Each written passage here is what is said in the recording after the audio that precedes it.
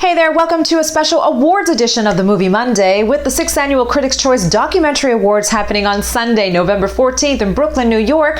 Which were some documentaries that really left an impact on you this year? From Ascension to Summer of Soul, all leading with 6, I decided to bring in some experts to talk about their faves and who should win.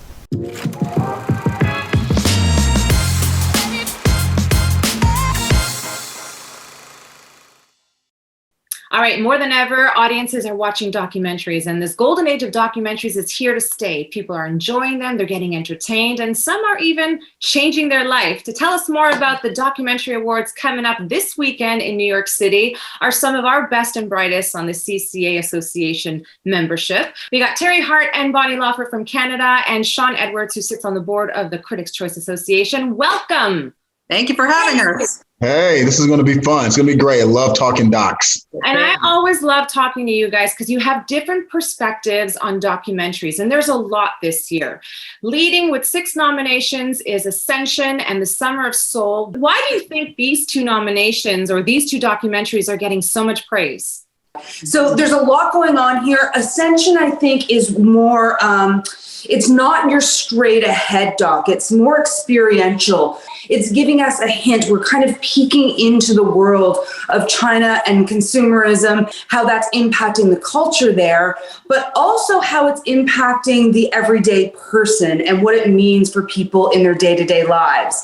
Then we've got Summer of Soul, which takes us back, as you mentioned, Natasha, to Woodstock time. And all we know about as a culture is Woodstock, that rock and roll film festival. Well, stop the presses because Summer of Soul kicked Woodstock's ass. I was actually, when I was watching it at home, I would just rewatch some of these performances with my jaw to the floor, like dancing in my living room. I hope nobody was watching me. It was just riveting. I immediately downloaded the soundtrack as well. The music, it's a shame that this was not put out in 1969. I just cannot understand it. The footage was taped for television 50 years ago, and they couldn't find any broadcasters to air it due to racism. Let's just be honest. Questlove discovered these wonderfully documented tapes. There was so much footage. And, you know, the thing he did best with the documentary is it's the best edited documentary you'll ever see because the way he edits the documentary puts you front and center. I mean, it's just a testament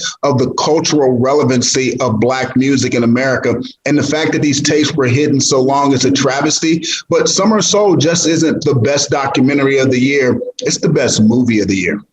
Well, it's getting a lot of praise this year at the 6th Annual Critics' Choice Association's Documentary Awards with 6 nominations, but there are so many other documentaries that we can talk about. What really stood out to me this year is documentaries on real-life compelling people, right? Bonnie, I know that you can't stop raving about introducing Selma Blair. Can you tell audiences why? Yeah, Selma Blair, of course, is an actress who, you know, we've seen in so many films, and she got MS. She's quite young. She's in her 40s. This documentary is absolutely heart-wrenching, and she takes us on this journey from the very beginning of her struggles, coping with MS, what she goes through. She gets a stem cell transplant. It's just, you just sit there, heartbreaking. Also, she's a mom, so she's not only just concerned with her own life and what she's going through on a personal level, she's got to be there for her son. It is absolutely heartbreaking that they go through this, and to watch Selma and to be so bold and brave to share this story with others. I hope that she helps people because it's just very, very bold of her. I was riveted from beginning to end. Yeah, it's an emotional journey for sure. Teri, what brought you to that kind of level where it impacted you after you watched it?